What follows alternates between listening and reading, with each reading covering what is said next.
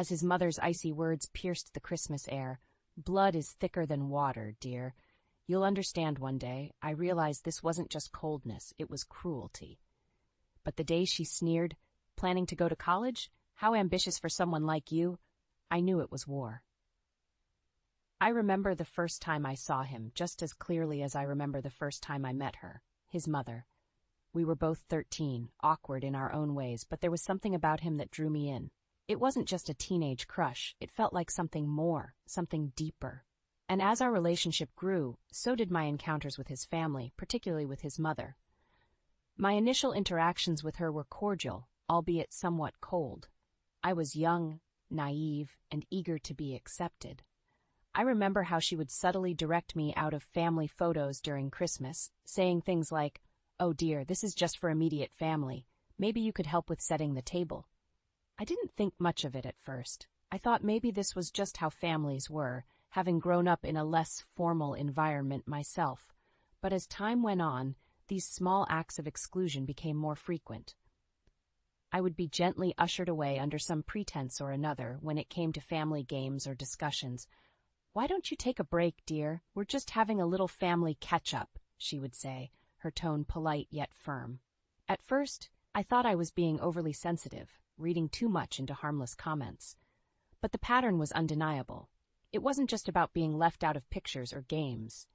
It was the way she would talk about their family, her family, emphasizing the word as if to remind me that I was not a part of it. Her remarks were never overtly hostile, always wrapped in a veneer of politeness. Yet, the message was clear. I was an outsider. I tried to talk to my boyfriend about it, but he always brushed it off. "That's just how she is," he would say. But I couldn't shake the feeling that there was something more to her behavior. It was as if she saw me as a threat, an unwelcome intruder in her carefully curated family life.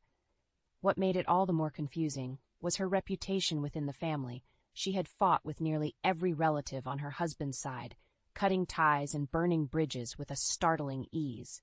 I often wondered what had caused such rifts, what words had been said to create such chasms. But I never dared to ask. It was a strange situation to be in, feeling both a part of something special with my boyfriend and yet so distinctly apart from a key aspect of his life. As we grew older, our relationship strengthening with each passing year, the divide between me and his family, or rather his mother, only seemed to widen. But I held on to the hope that one day things would change, that I would be seen as more than just an outsider looking in. The chill of the winter air was nothing compared to the coldness I felt in her living room. Christmas was around the corner, and the house was draped in festive lights, the tree twinkling in the corner. Yet, the warmth of the season seemed to bypass her heart. "You know, dear, it's always nice to see young love. But remember, things change," she said one evening, her voice laced with a deceptive sweetness as she handed me a cup of hot cocoa. The words hung in the air, a veiled warning wrapped in a grandmotherly tone. I remember looking over at my boyfriend, seeking reassurance. But he was engrossed in conversation with his father, laughing at some joke. I felt a pang of isolation, a silent scream in a room full of voices. "Change can be good," I replied, trying to keep my voice steady. "It brings new opportunities." She smiled, but it didn't reach her eyes. "Indeed it does. But family always remains. Blood is thicker than water, after all." The way she stressed family made my stomach knot. It was a barrier, a line drawn in the sand that I couldn't cross. Days turned into months, and every family gathering felt like navigating a minefield. The subtle jabs continued, each one a reminder of my outsider status. "Would you mind helping with the dishes, dear? We're just going to have some family time," she'd say, her words a velvet knife. I would retreat to the kitchen, the sound of their laughter a distant echo, and I'd wonder what I was doing wrong. Why couldn't I be a part of that laughter? Was it so hard for her to accept me? My boyfriend's obliviousness to the situation only added to the weight of my solitude. I loved him, but in moments like these, I felt miles apart from him. It was as if he lived in a different reality, one where his mother's barbs were just harmless comments. One evening, as we sat down for dinner, she turned to me with a calculated casualness. "So have you thought about what you'll do after high school? It's important to have a plan, especially when you're Well, not from a well-off family.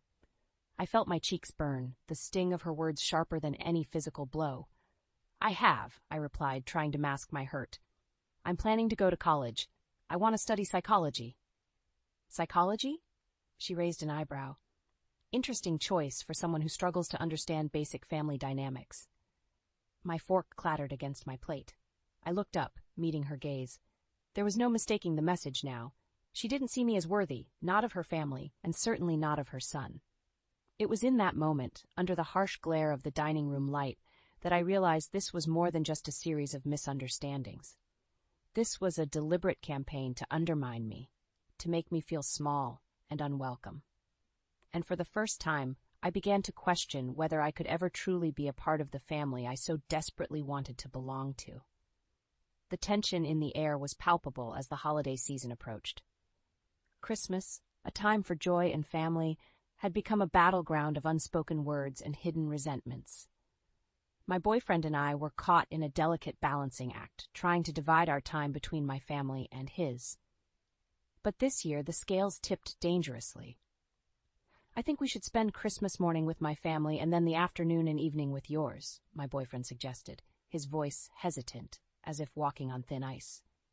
I nodded, appreciating his attempt at fairness, but dreading the inevitable reaction from his mother. Sounds like a plan, but let's brace ourselves for the storm. The storm came, as expected, but not in the form I anticipated. It was a cold front from his mother, a series of messages oscillating between guilt-tripping and outright anger.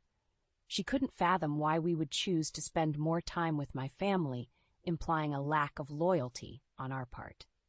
In an attempt to smooth things over, I sent her a text, explaining our decision and expressing my desire to still celebrate with them. We really want to spend a full day celebrating Christmas with you, playing cards and enjoying the lights, I wrote, hoping to bridge the gap. Her response was a thunderclap. So, now you dictate how my son spends his holidays? You're pulling him away from us? You've always been manipulative, even as a teenager. I stared at the phone, my heart sinking. Words like manipulative and narcissist were thrown around, painting me as some villain in their family story. I was overseas at the time, hoping for a respite, but the conflict followed me like a shadow. My boyfriend stood by me, his own disbelief and anger growing with each accusatory message from his parents. They came to our house, uninvited, a confrontation that ended with him defending me and our relationship and demanding they leave. I can't believe they called you abusive and narcissistic, he said later, his voice a mix of anger and confusion. They've crossed a line, and I don't know if we can come back from this. His words echoed in my mind as I returned home, hoping for some resolution. But the divide had only deepened. They called him, backpedaling on their accusations, but the damage was done.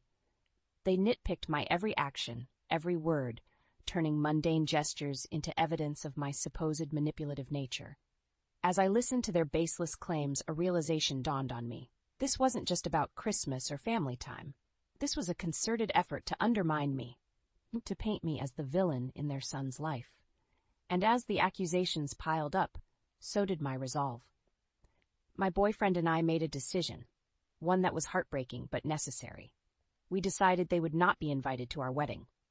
It was a line drawn in the sand, a stand against the relentless tide of their unwarranted hostility. But even as we made this decision, I couldn't help but feel a profound sense of loss. A part of me had always hoped for reconciliation, for a family united. But as the snow fell softly outside, blanketing the world in white, I realized some divides were too wide to bridge, and perhaps some ties were meant to be broken.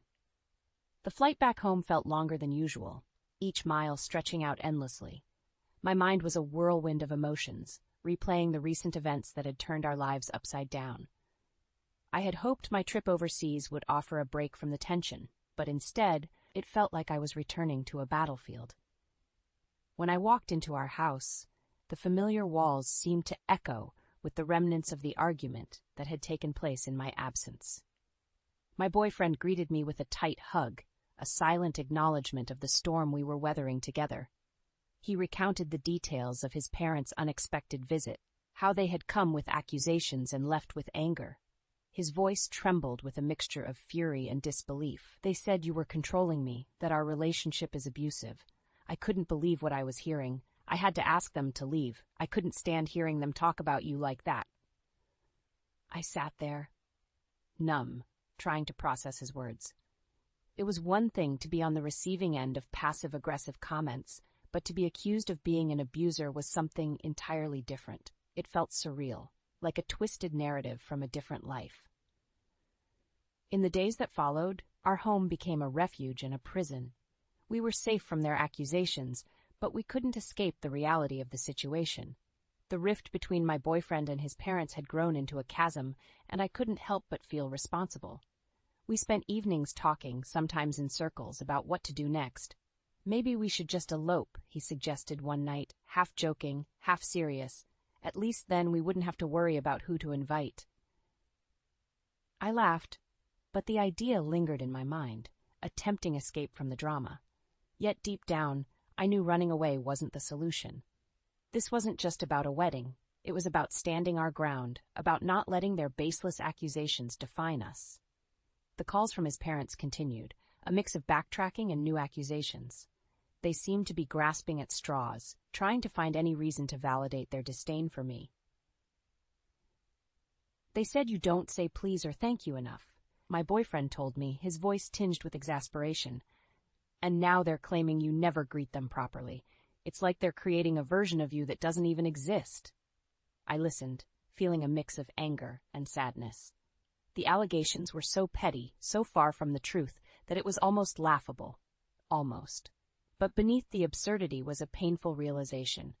They were trying to erase the person I was, replacing me with a caricature of their own making. As the days turned into weeks, the initial shock of their words gave way to a deep-seated determination. I refused to let their perception of me become my reality. I had spent too long trying to win their approval, to fit into their narrow definition of family, but no more. It was time to define myself, to stand firm in who I was and who I wanted to be. The decision not to invite them to our wedding solidified in my heart. It wasn't just about drawing a line. It was about choosing ourselves, our love, over the toxic dynamics of his family. It was a choice made with a heavy heart, but with a clear vision of the future we wanted to build, one based on respect, understanding, and unconditional love.